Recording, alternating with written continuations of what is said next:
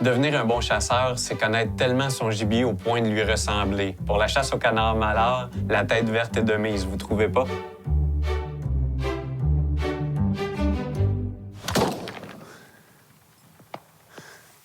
Hey, ça marche les cheveux verts? QVO est fier de vous présenter ses partenaires de chasse. Remington, Can-Am BRP et Avery.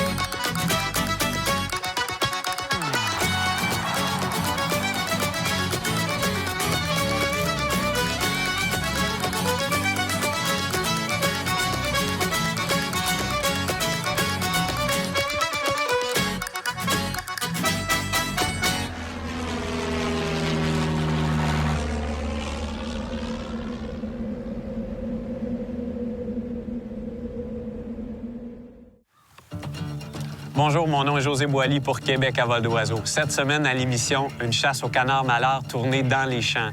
Dame Nature, dans les dernières journées, nous a donné énormément de pluie. On a une parcelle de terre tout à fait inondée. Une invitation très spéciale, une invitation signée Pourvoirie Roger Gladu.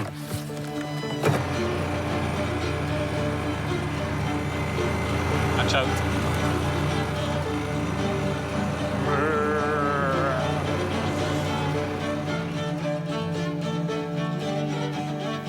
Une première à QVO, on a la possibilité d'installer nos appelants de jour. Je vous dirais que normalement, dans les tournages, on travaille dans la pénombre, puis on ne voit pas très bien ce qu'on fait jusqu'à temps que le soleil se lève. Ici, pour la chasse au champ, on est très calme. On prend le temps d'installer comme il faut, de bien voir ce qui se passe. QVO, là, on a-tu des assurances contre les lamas? QVO, là, on a-tu des assurances contre les bœufs?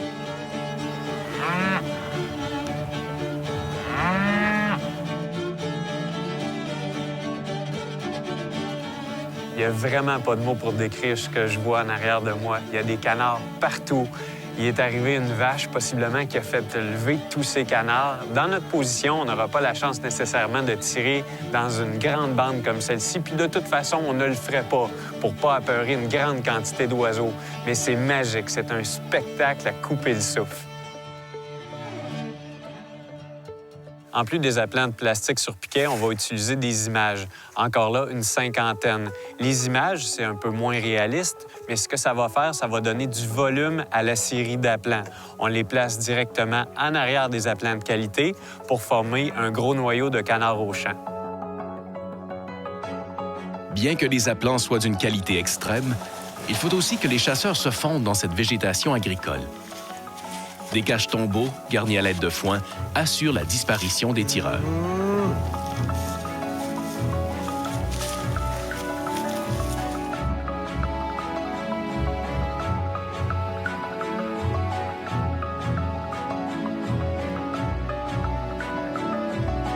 L'installation est terminée. Les oiseaux robots sont partis. C'est l'heure de chasser.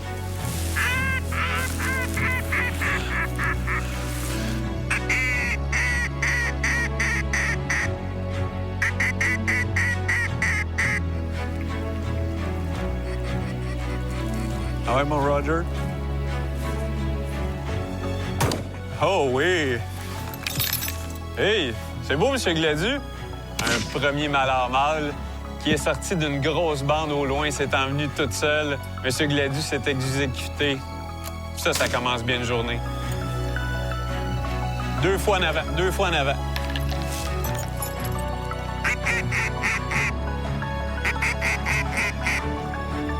T'as un problème de vision, José.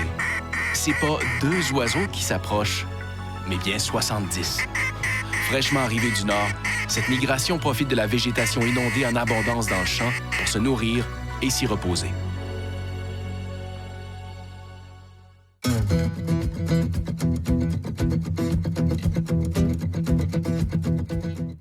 Le soleil est sorti, notre guide est parti pour quelques instants. J'espère que tout va bien fonctionner. Au travail. Celui au-dessus. Mon premier canard de la journée. Dans la vie, il faut prendre des décisions. J'ai décidé ce matin de simplement mettre mes bottes en cuir parce que je pensais qu'on serait au sec. On a un canard qui flotte. Je me risque.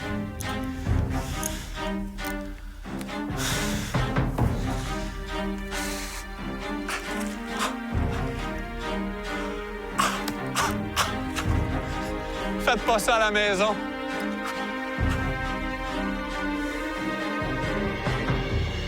Vraiment satisfait, mais vraiment les pieds mouillés.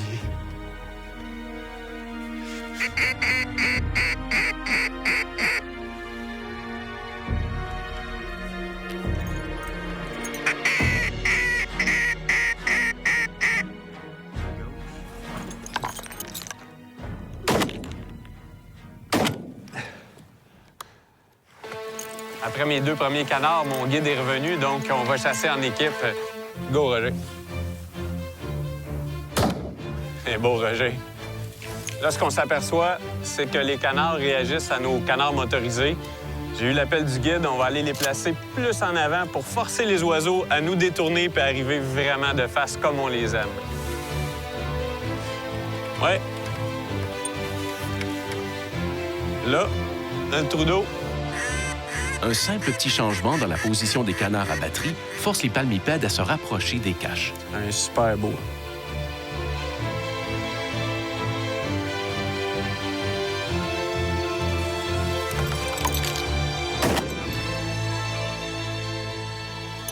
Ça a changé quelque chose, hein? Les rotodocs en avant de nous.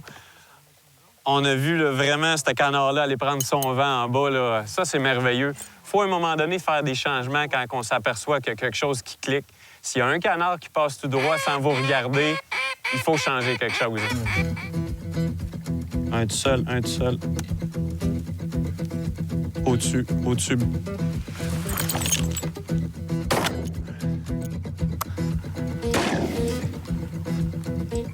Je vais avoir un torticolis si je vous parle, donc je vous parlerai pas, puis je vais aller chercher mon canard.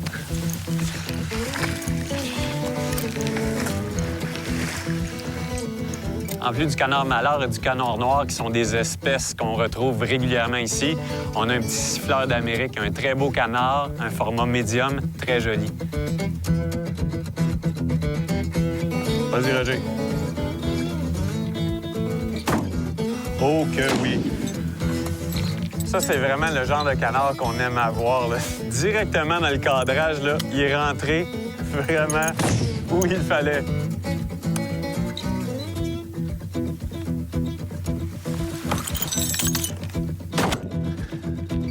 Évidemment, je vais me remouiller, mais c'est pour une bonne cause. Je vais aller en chercher 2. On remarque ici la présence évidente des canards. Vous voyez tous les morceaux de racines qu'il y a sur l'eau. C'est en fait, les canards sont venus ici se reposer, ont plongé, puis sont allés chercher les rhizomes qu'ils avaient besoin pour se nourrir. Ils laissent des traces, on se place ici, puis on fait de très belles chasses.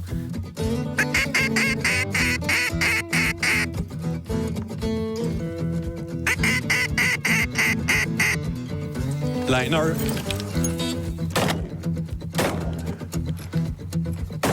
Un beau travail d'équipe. Excellent. Hey là, Roger, t'es prêt?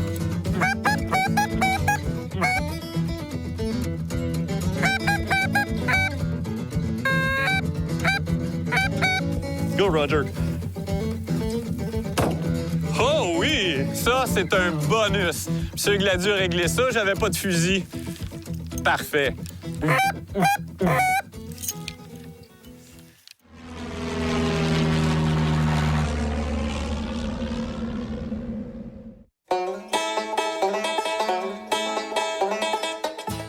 On prend quelques secondes de pause pour parler d'appel, parce qu'aujourd'hui, c'est très important avec le vent qui fait. Il faut montrer notre présence autant par le nombre d'appelants qu'on a sur le terrain que par nos sifflets. Ce qu'on a à dire dans la flûte, c'est 8.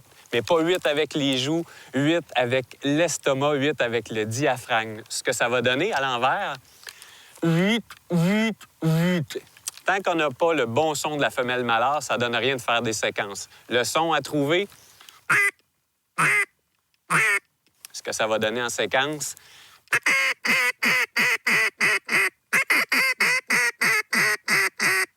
Des bons appels, une bonne chasse. Ben là, le bœuf! Hey, le bœuf noir! C'est des appelants! C'est qu'on fait avec un bœuf. Bœuf. Hey! Hey!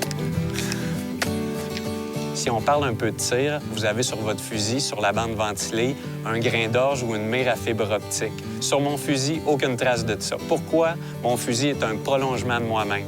Avez-vous une mire sur votre raquette de tennis? Avez-vous une mire sur votre raquette de ping-pong? Puis pourtant, vous touchez à la balle à chaque coup.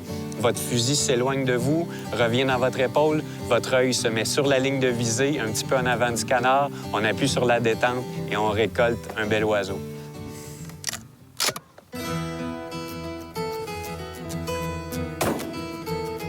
Oh, que c'est beau!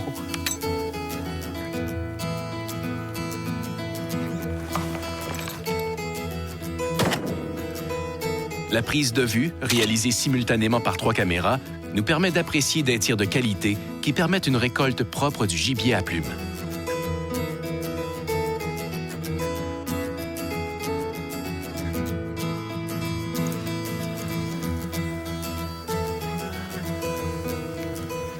C'est la fin du premier segment. Une limite pour 2 personnes a été atteinte facilement en plein après-midi avec mon copain Roger Gladu. On va prendre une belle photo de famille, puis demain, on revient pour une autre chasse.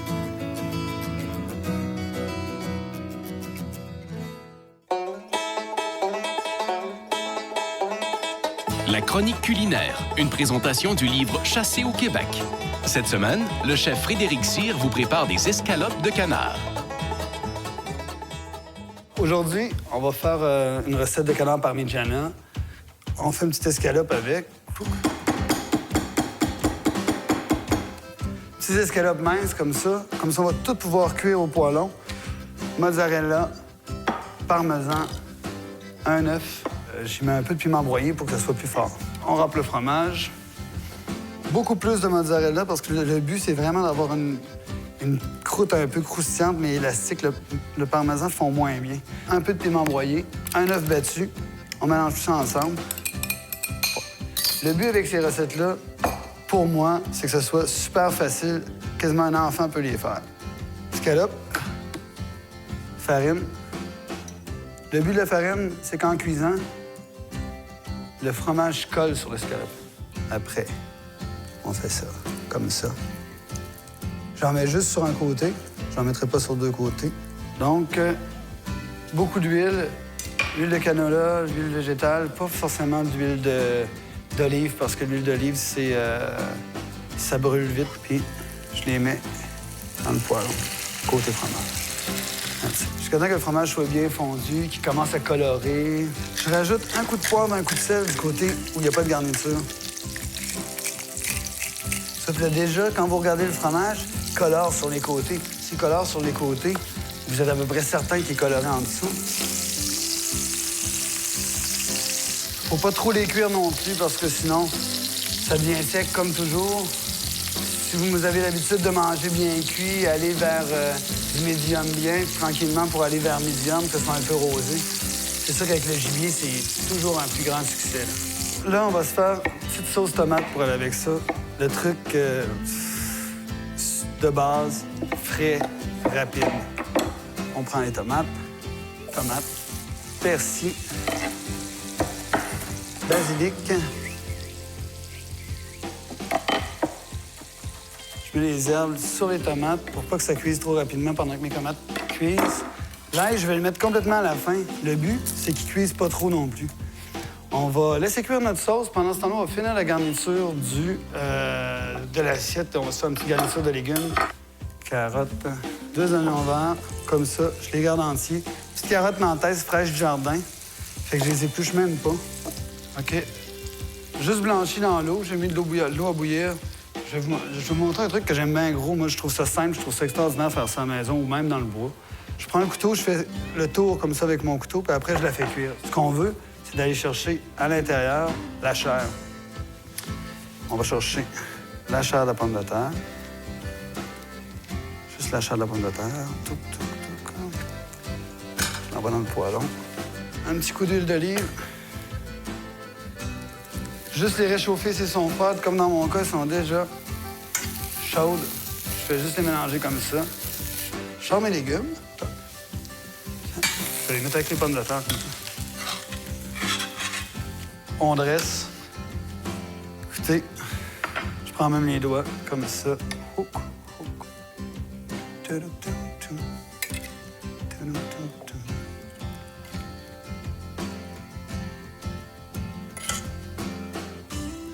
Et voilà. Les petites herbes, ciboulettes, comme ça. Canard parmigiana, sauce tomate, pommes au four, petits légumes du jardin. Bon appétit.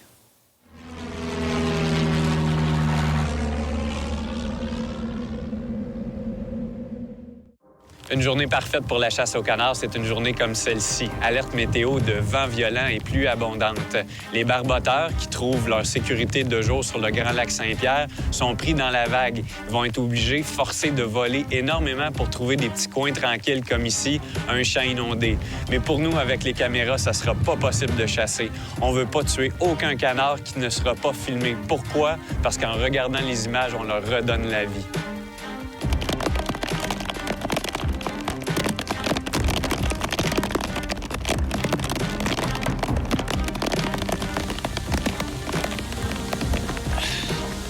La journée va être vraiment longue au chalet, je peux vous dire ça.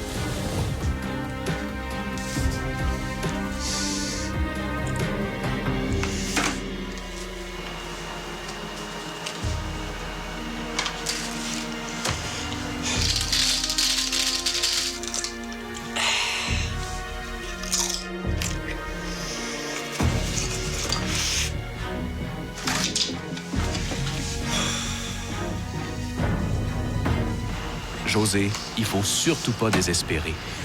Après la pluie, vient le beau temps. Par chance, on retombe en mode chasse aujourd'hui. Vous voyez les traces de la tempête d'hier. Tous nos appelants sont sur le côté.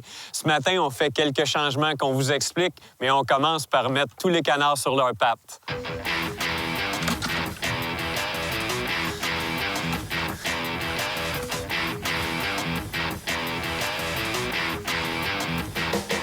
On s'est servi des informations que le canard nous a données la première journée pour faire quelques améliorations. On a remarqué que les entrées de canards se faisaient dans l'eau, sur le bord du fossé. Donc, Roger, présentement, est en train d'installer des appelants flottants. De mon côté, j'ai remarqué que sur les lieux où le canard était en toute sécurité, il y avait beaucoup de plumes. J'ai dans mon sac des plumes, je vais en mettre partout pour montrer vraiment au canard que cette aire-ci est une aire de sécurité. Il n'y a pas que les chasseurs qui espéraient le retour d'une journée sans tempête. Les malards et les noirs sont bel et bien au rendez-vous après une journée de trêve. Le long des filets se croisent en plein vol. Quel spectacle! Cette forte concentration de palmipèdes ne peut qu'aider aux futurs résultats de chasse. De longs appels marquent le début de l'action. Une nouvelle histoire de chasse commence.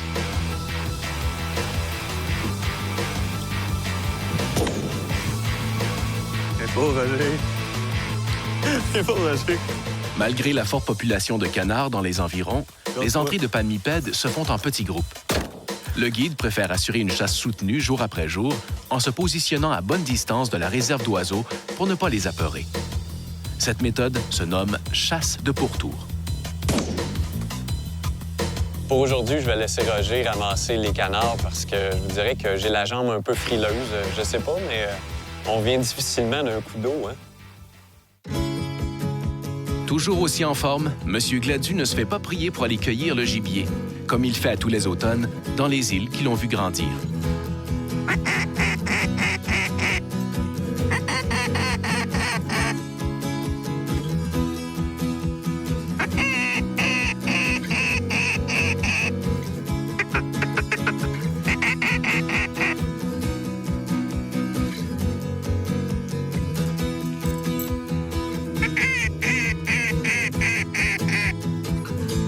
Toujours au sec dans son tombeau, par ses vocalises, José tente de séduire un duo de malards.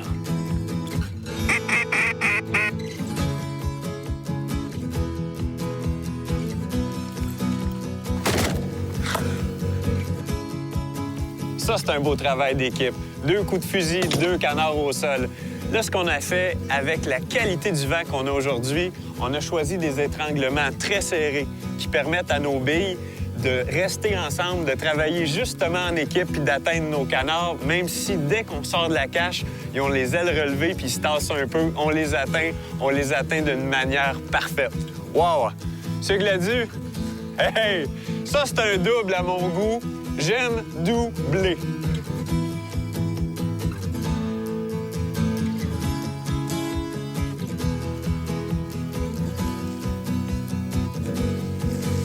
Hey, ça fait ma journée. Vous voyez, pour un chasseur de canards, une bague, c'est comme un chevreuil 10 pointes. C'est quelque chose de spécial. C'est comme si cet oiseau-là avait mis sa plus belle bague pour venir nous voir. Une bague qui va se retrouver sur mon collier avec ses amis. Je pense qu'il veut se marier avec moi. Il m'offre sa bague.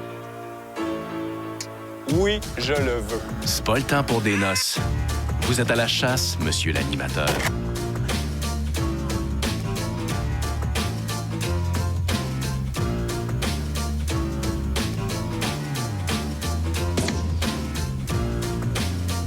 Là, ce qui passe devant nous, c'est un couple de canards noirs. Étant donné que dans la limite, on ne peut pas récolter plus que 2 canards noirs sur 6 canards, on va les regarder passer tout simplement. Mais c'est parfait de les voir travailler. Ils sont à portée. On admire simplement.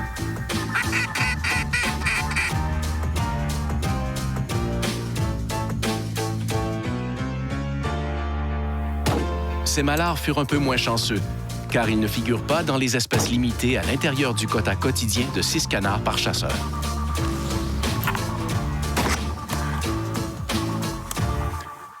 Notre histoire de chasse au canard malheur à la pourvoirie Roger Gladu se termine. Monsieur Gladu, voulez-vous m'épouser? Je vous offre une bague. Merci. Suivez-nous dans nos aventures. Québec à vol d'oiseau.